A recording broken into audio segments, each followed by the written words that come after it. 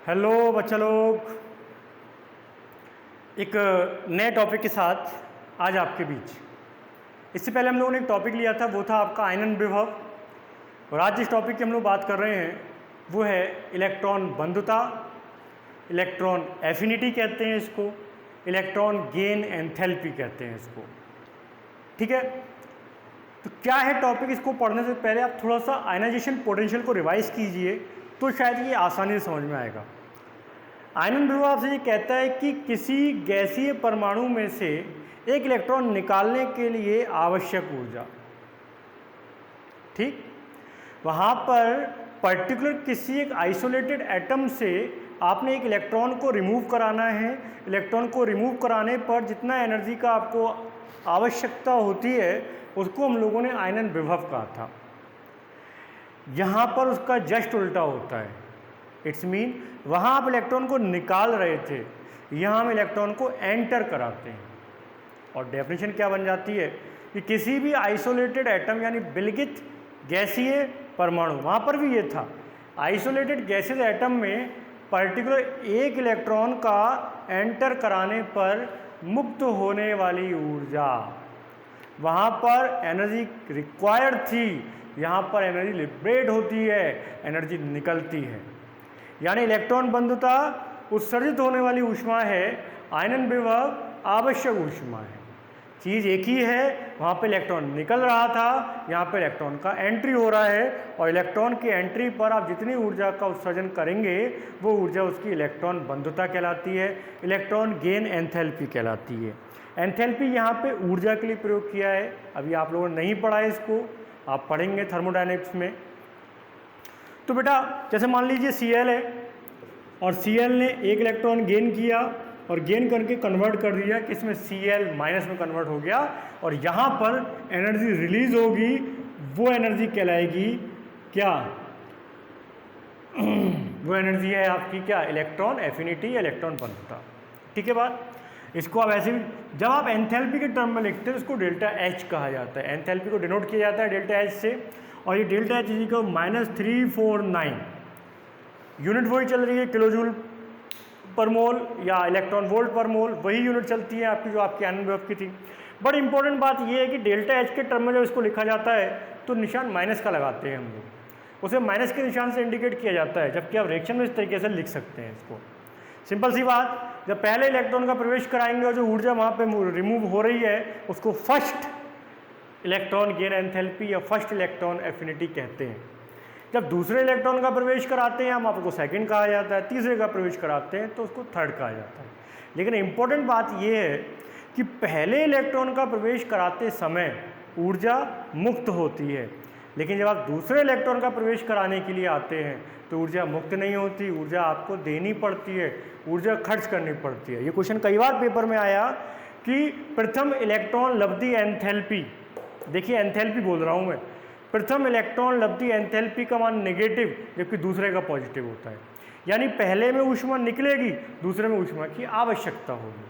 वो डायरेक्ट भी बोल सकता है क्या, पहले इलेक्ट्रॉन के प्रवेश पर ऊर्जा मुक्त होती है जबकि दूसरे इलेक्ट्रॉन के प्रवेश पर ऊर्जा की आवश्यकता होती है, ऐसा क्यों होता है? तो क्या है इसका आंसर, इसको समझिए।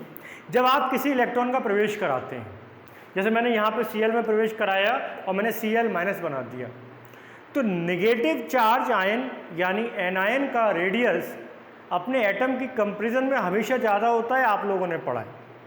ठीक है, नेगेटिव चार्ज आयन का रेडियस अपने एटम की कंपैरिजन में हमेशा ज़्यादा होता है।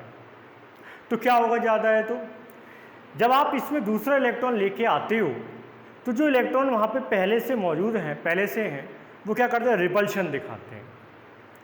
उस रिपल्शन के कारण आने वाला इलेक्ट्रॉन आसानी से एंट्री नहीं करता, उसकी एंट्री कराने के लिए क्या करना पड़ता है, आपको एनर्जी खर्च करनी पड़ती है। ठीक है बात, आपको क्या करना पड़ेगा, वहाँ पे एनर्जी खर्च करनी पड़ेगी। क्यों? क्योंकि पहले इलेक्ट्रॉन के प्रवेश के बाद वो बन चुका है एनायन, एक नेगेटिव चार्ज आयन बन चुका है, और नेगेटिव चार्ज आयन का रेडियस ज़्यादा हो जाता है, रिपल्शन काम करेगा उस इलेक्ट्रॉन पर, पहले वजह से जो इलेक्ट्रॉन है वो उस पर आने वाले इलेक्ट्रॉन रिपल्शन दिखाते हैं, और रिपल्शन के कारण क्या हो जाता है, एनर्जी की आपको आवश्यकता होगी, यानी फर्स्ट इलेक्ट्रॉन गेन एंथैल्पी हमेशा negative, second electron gain enthalpy हमेशा पॉजिटिव होती है। दूसरी बात, जब आप किसी पीरियड में लेफ्ट टू राइट जाते हैं, ये तो हर किसी में पढ़ना है, चाहे रेडियस हो चाहे आयन हो, हर किसी में, तो जब आप लेफ्ट टू राइट जाते हैं तो लेफ्ट टू राइट जाने पर इलेक्ट्रॉन गेन एंथैल्पी का मान हमेशा बढ़ता जाता है।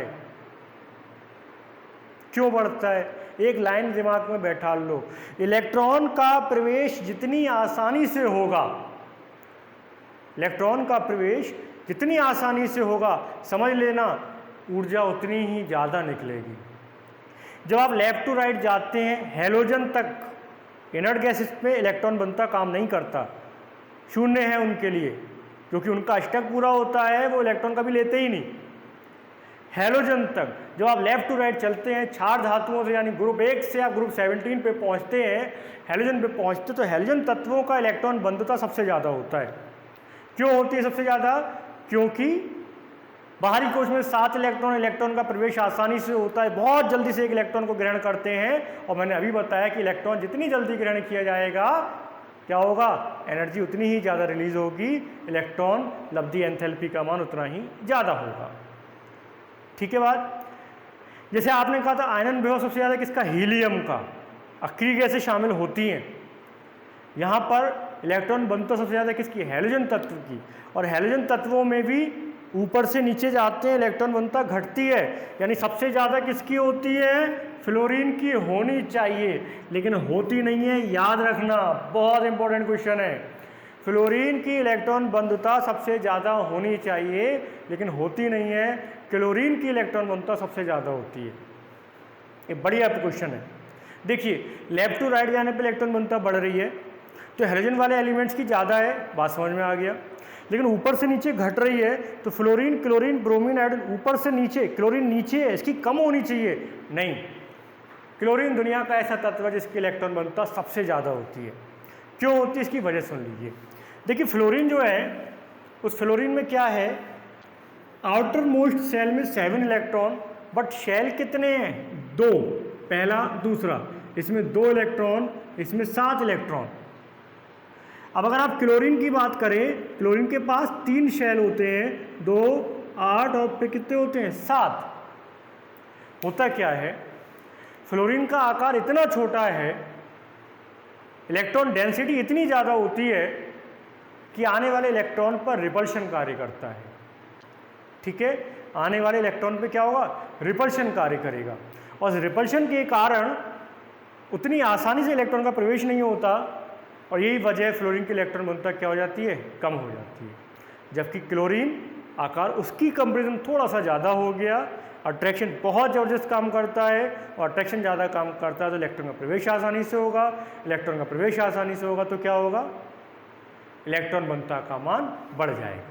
सिंपल सी बात है, 2-3 पॉइंट्स होते हैं इलेक्ट्रॉन बंधुता में, याद रखिए, सारा आयनन विभव की तरह ही चलता है, बाएं से दाएं आयन पर इलेक्ट्रॉन बंधुता बढ़ती है, ऊपर से नीचे आयन पर कम हो जाती है, प्रथम में इलेक्ट्रॉन का प्रवेश आसानी से होगा, दूसरे का प्रवेश नहीं होता, सब वही बातें चलती हैं लगभग, वहाँ पर भी आपने ऐसा ही पढ़ा था। ठीक है, तो ये है इलेक्ट्रॉन बंधुता, लेकिन याद रखना इलेक्ट्रॉन बंधुता तभी काम करेगी जब पर्टिकुलर आइसोलेटेड एटम होगा। आप Cl2 से अगर इलेक्ट्रॉन निकालने की बात करें तो यहाँ पर इलेक्ट्रॉन बंधुता काम नहीं करेगी।